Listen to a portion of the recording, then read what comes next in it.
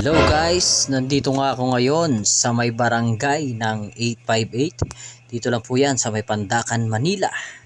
Para magharang na naman po.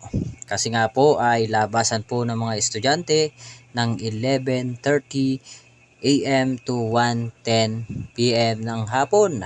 At syempre sa mga pinagbabawal po na pumasok dito ay ang mga four wheels o yung apat na gulong gaya ng jeep, saka taxi at saka mga delivery van ay bawal na bawal po yan. Ang pinapayagan lang pumasok dito ay tricycle at saka motor. Ay syempre kaya po tayo naghaharang ay para maiwasan po natin ang mga aksidente. At syempre ay para maluwag din naman po ang daanan ng mga bata kapag lalabas sila dyan sa school ng Zamora dyan sa elementary school. Kung nakikita nyo nga po na halos wala pang mga bata dyan dahil nga syempre kasasarado pa lang po natin ng 11:30 ay syempre wala pa po halos naglalabasan dyan. Pero maya maya lang po pagpatak ng alas 12 ay makikita ninyo na napakarami ng bata ang lumalabas dyan.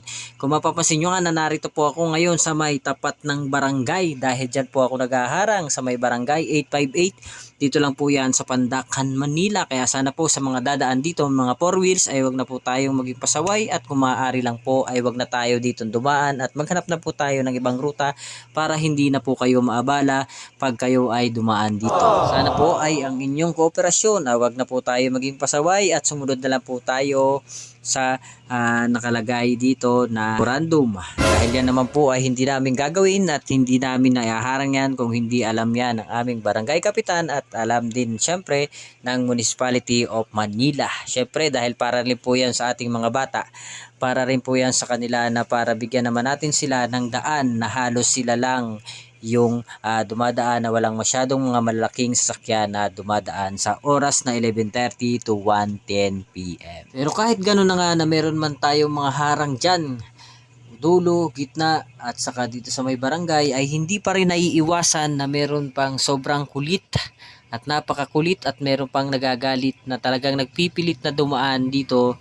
Syempre lalo na kapag traffic dun sa highway. Syempre naiintindihan naman namin kayo na gusto namin kayong padaanin. Pero syempre nga dahil nga sa oras na dumami na at naglabasan na halos sa mga bata ay talaga namang hindi namin kayo pinapayagan na pumasok. Pero kung nakikita ninyo na ganyang halos na halos walang dumadaan ay pwede naman po kayong pumasok. Depende lang din po sa pakiusap ninyo sa amin. Pero habang nakikita nyo na ganitong napakarami talaga din ang lumalabas ay hindi talaga kayo pwedeng dumaan. Bali kung nakikita nyo nga na halos yung padjak lang po at mga motor o tricycle yung pumapasok dyan dahil syempre ay pumipick up sila ng mga estudyante dahil yan po yung hanap buhay nila dyan araw-araw, yung pag-pick up ng mga estudyante paghatid sa kanilang mga tahanan dyan sa mga padjak na nakikita ninyo dyan. At yung iba po mga tricycle na pumapasok dyan ay ganyan din po yung gumagawa dahil sumusundo lang din po sila, yung mga motor na sumusundo lang din po sa kanilang mga anak na nag-aaral dyan sa Zamora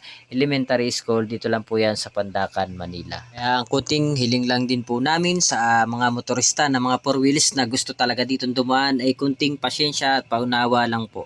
Dahil ilang oras lang naman po halos kami na naghaharang dito dahil lang po yan sa mga bata na para lang po ay magkaroon man lang ng kaligtasan ng ating mga bata makapaglakad ng maayos kapag lumalabas sila dito sa eskwelahan dito sa may Zamora. Dahil yung iba po kasi mga bata ay kapag lumalabas ay biglang tumatakbo, hindi nila nakikita na may mga sasakyan agad na dadaan sa kanilang labasan. Kaya yan lang po ang ginagawa namin para maiwasan, para maingatan po ang ating mga estudyante na nag-aaral dito sa Zamora, dito sa Pandacan, Manila. Bali kung makikita nyo nga po dyan na uutay-utay o ilan-ilan pa lang yung lumalabas kasi halos mga kinder o grade 1, grade 2 pa lang po yung nauunang lumabas dyan dahil mamaya pa rin po lalabas yung buhos ng mga estudyante dyan pagdating ng 12:30 hanggang alauna ay makikita ninyo na napakadami pong estudyante ang halos lumalabas dyan sa eskwelahan na yan. Pero syempre hindi nyo na nga po makikita yung paglabas ng dami ng eskwelahan na yan, estudyante na yan dahil syempre puputulin na natin yung video ito maya maya dahil syempre ay para magdire-diretso na tayo at hindi na natin magagawang mag video mamaya kasi nga po ay napakadaming estudyante na at po-focus na tayo sa kanila na tumingin dito kasi yung iba po kasi nagtatakbuhan ay hindi natin napapansin na baka mamaya ay masagasaan sila ng mga dumadaang mga motor at tricycle ay syempre ay aalalayan natin ang kanilang paglalakad kapag lumalampas na sila dito sa may harang dito sa may barangay 858. Kaya kung nagustuhan mo po yung mga ganitong video ay syempre ay pakishare na lang po ang aking video na ito para at least po ay makita ng iba yung oras na pagdaan dito ay bawal pala ng 11:30 to 1:10 PM na mga 4 wheels. Kaya at least ay para hindi mabigla yung iba na kapag dumaan dito at hindi masyak sila na kung bakit hindi sila pinapadaan ay kapag napanood nila itong video na ito ay syempre malalaman nila ganun pala.